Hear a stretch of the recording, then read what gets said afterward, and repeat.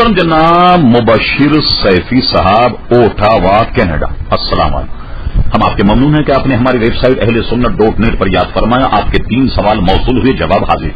پہلے آپ نے پوچھا کہ برائے کرم یہ بتائیے کہ نفس کیا ہے؟ نفس اصل میں ایک خواہشات کیا ایک مادہ ہے انسان میں جس کو نفس کہتے ہیں، جو برائی کی طرف آدمی کو رغبت دلاتا ہے۔ جیسا کہ آپ نے آگے پوچھا کیا نفس کو خواہش کہہ سکتے ہیں؟ ہاں، نفس ہی وہ چیز ہے کہ جو آدمی میں مختلف خواہشوں کو پیدا کرتی۔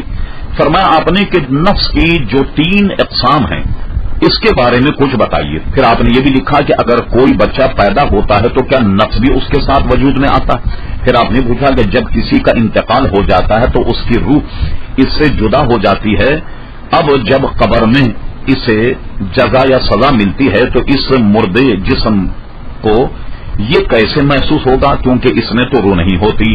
کئی سوال آپ کے ہو گئے۔ دیکھیے، جو نفس کی 3 قسم ہیں اس میں بتایا گیا، ایک تو ہے نفس امارہ، یعنی آدمی کی ایک ایسی فطرت ہے جو آدمی کو برائی کی جانب مائل کرتی ہے یا اس کو برانگیختہ کرتی ہے یا اکساتی، اس کو کہتے ہیں نفس امارہ۔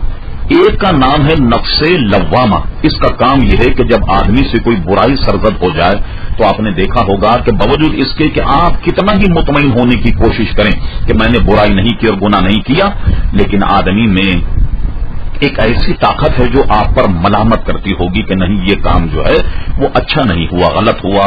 اس نفس کو نفس لوامہ کہتے ہیں کہ جو آدمی کو برائی کرنے پر ملامت کرتا ہے۔ جب آدمی اللہ تبارک و تعالیٰ کا خاص بندہ ہو جائے جو نفس امارہ اور نفس لوامہ سے نکل کر آخری اسٹیج پر پہنچ جائے تو اس کا نام ہے نفس مطمئنہ، یعنی آدمی کا نفس مطمئن ہو جاتا ہے، اور نفس مطمئنہ جو ہے یہ اللہ تبارک و تعالیٰ کے نیک لوگوں کو حاصل۔ یہ جو آپ نے فرمایا جب بچہ پیدا ہوتا ہے تو کیا نفس بھی اس کے ساتھ وجود میں آ جاتا ہے؟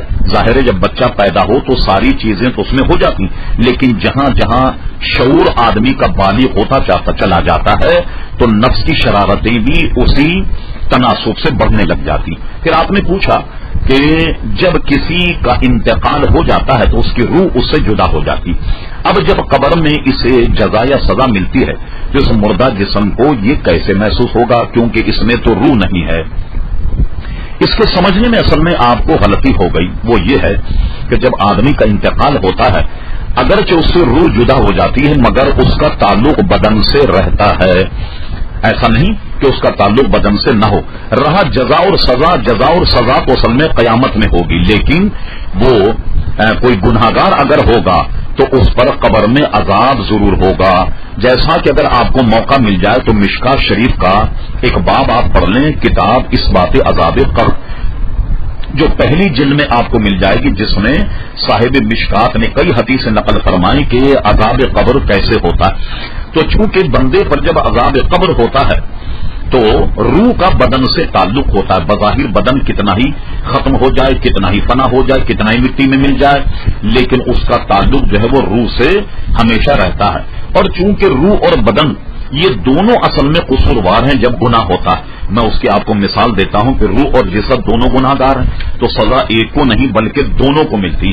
مثلا اس کی مثال ایک ایسی ہے جیسے ایک اندھا تھا اور ایک لنگڑا، اندھے اور لنگڑے نے مل کر کے چوری کرنے کا پروگرام بنایا، تو کیا ہوا، لنگڑا جو تھا وہ اندھے کی پیٹھ پر سوار ہو گیا اور وہ اندھے کو راستہ بتاتا جاتا لنگڑا، اور وہ جو نابینا تھا وہ اس راستے پر چلتا اور دونوں نے چوری کی۔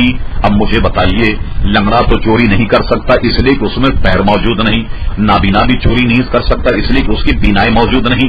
تو آپ نے دیکھا کہ لنگڑا اندھے کے کندھے پر سوار ہوا اور اس کے بتانے پر اندھا چلتا رہا، یہ دونوں قصوروار ٹھہرے یا نہیں؟ اسی طریقے سے قصوروار روح بھی ہے اور جسم بھی ہے، اور جب عذاب ہوتا ہے تو دونوں کو اذیت ہوتی ہے۔